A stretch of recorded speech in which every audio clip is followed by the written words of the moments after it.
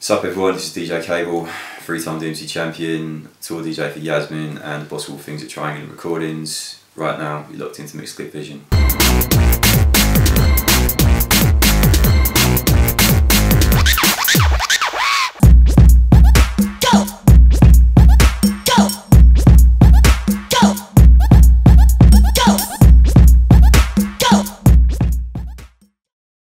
Alright, for anyone that's not up to date with grime and dubstep period, explain to them who DJ Cable is.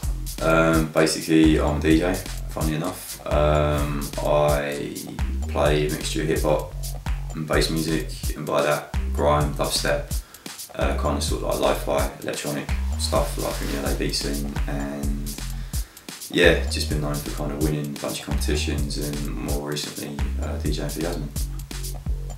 So when you started out, which was in the late 90s, yeah, what influenced you to start mixing ones and twos?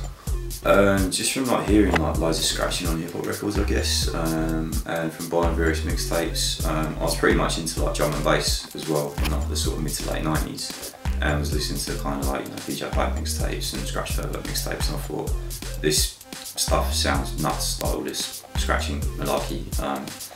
I really want to do it, so basically saved up, bought like a really shitty pair of bell jar turntables and a new mic mixer, and yeah, just kind of got the bug and just spent all my money on records, and yeah, here I am today. So you mentioned that you started out DJing with vinyl. Yeah. What were the first vinyls that you started mixing? Oh man, it was like a mixture of like late 90s sort of drum and bass, like a lot of the kind of techie stuff like Ed Rush and Optical, Bad Company, a lot of 90s hip hop as well, so everything from like Notorious B.I.G. to all the shit on Raucous like Frown Munch, Most Def, just kind of like a mixture of those, and then you know, as my sort of like taste progressed, you know, bought a bit of garage, and then obviously when Garage but Barker, started playing a bit of that, started playing a lot of southern hip hop as well. And obviously through that, grime came along, and started buying some grime vinyl. Yeah. Obviously you've been about for over 10 years. Yeah. Which is, you obviously must have played quite a few sets in your time. Mm-hmm. What's been the most funniest thing that's ever happened to one of your sets? Oh man, everything from like CDJs dying to systems blowing up to seeing drunk girls like come up to the DJ booth and stack it and let them face flat on the floor. That's been funny. Oh, what else? Yeah, we've been flying around the room as well. I remember that. Some blonde weave was lying around on the floor, like it happens, like, you know, like it is. And my mate thought it'd be funny to kind of try and play Pin the Weave on the hood rack, and didn't really go down that well. You mentioned in your introduction that you won a whole bunch of competitions, like DMC champion 3 times. Mm-hmm. When you first started DJing, did you plan it to be that way? Did you say, yeah, I'm going to do these competitions, I'm going to do this, and then I want to be a tour DJ, and then I want to have a label? Did you, like, was that your plan, or is it just kind of fell into place? No, not really. I mean, like I heard obviously like all the scratching, I thought, that sounds cool, and do that. So started practicing, and then I kind of got introduced to the whole DMC side of things through watching, like, you know, some videos that my mates had, and I thought, this shit is fucking nuts. You know, this is like a million times more complex than, you know, what I'm doing at the moment. So, you know, I thought, oh, I'd be sick to kind of, you know, learn that shit and do the competitions, you know, maybe win some, because, you know, you're seeing like people like DJ Craze like do their club sets and stuff, and, you know, from being a DMC champion, and, you know, like bookings all over the world, you know, doing that shit. So I thought, you know, yeah, give that a go. You know, I started entering the competitions in 2003, which, to be fair, I was really fucking whack back then. You know, didn't really get through to any of like the regional heats and that. And then, you know, just kept practicing. Fast forward a few years, got through to the UK finals, come third. Started doing the team category, you know, won that, won a second time, won a third time. And, you know, through that, obviously, people kind of took notice of what I was doing. And just from doing like various club nights in London and stuff, got introduced to Yasmin, and, you know, kept in contact, and you know, next thing you know, touring with her. So you've gained quite a bit of exposure from doing the DMC Champions, and you've DJ'd alongside the likes of Semtex, Grandmaster Flash, DJ Craze. Who's been your most favourite DJ name that you played alongside?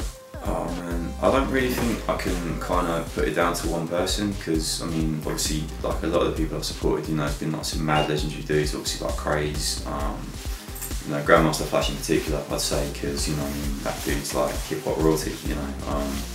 He's, you know, like a pioneer of like a whole kind of, you know, hip hop DJing culture. So I suppose, yeah, meeting him was quite, you know, a legendary moment. You know, and he's a real humble guy as well. You know, there's like no egos or anything like that. You know, he's generally cool, like to chat to, and you know, he's taking an interest in, you know, what I was doing. So yeah, I suppose maybe if I had to put it down to one person, you know, Grandmaster Flash. You know, it's not every day you get to meet a legend, I suppose. So yeah. So obviously you've done DJ with some fairly big hip hop names. Yeah. Recently you've been making quite an impact on the grime scene, and you've been DJing for Just Jam and doing a lot of stuff with Tim Barry. At a previous Just Jam DJ, like Temps, you did a set with him. What was it like DJing for him? That was insane. Basically, I didn't even know I was going to like, DJ for Temps, because like I originally got put onto Just Jam through my boy DJ Motive. Shouts to DJ Motive, he's a really good DJ. And yeah, basically went down to like a couple of them, you know, DJ for various artists like Fleur. I think I DJ'd for Fuming as well, and some other dudes. And you know, like Tim phoned me up, he's like, yo, do you want to, you know, come down to you know, this one this week? And I was like, yeah, cool.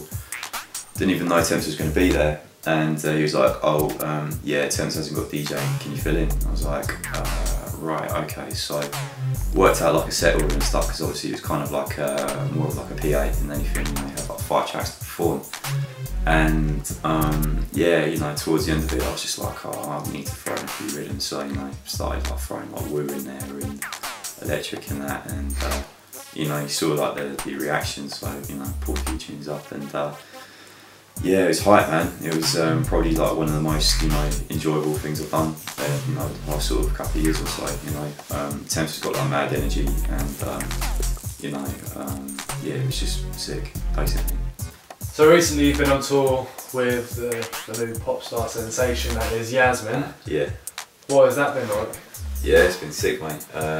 It's been, yeah, wicked year. You know, I'm obviously really grateful to be working with her. You know, she's got a really good career ahead of her. You know, definitely had some fun moments. Obviously touring with Chasing Status back in March was incredible.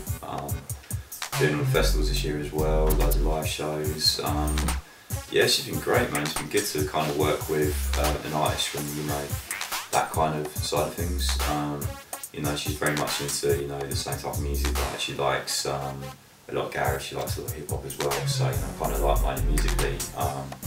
You know, and obviously, you know, the live shows are fun to do. You know, get to cut it up, get to kind of warm up the crowd, and do a few showcases here and there. And yeah, it's been great. You know, look forward to working with her more over the next, you know, few years. So yeah. So anyone that would have listened to a DJ Cable set would realise that you're very creative with your mixing. You like to use a lot of cuts and blends and a lot of scratching. Yeah. Do you find that that's quite important to keep a mix like interesting? And what's your favourite technique you like to use? My favourite technique, I don't know, just kind of like cut stuff up, maybe rocking doubles for the tune as well. You know, kind of like acapella mashups and things like that. I mean, those were kind of like typical things that a hip hop DJ would do, and I thought, you know, as I was getting more into kind of like grime and, you know, bass music, you know, I wanted to kind of bring that element into my club set, so I thought, you know, it'd be a good thing to do.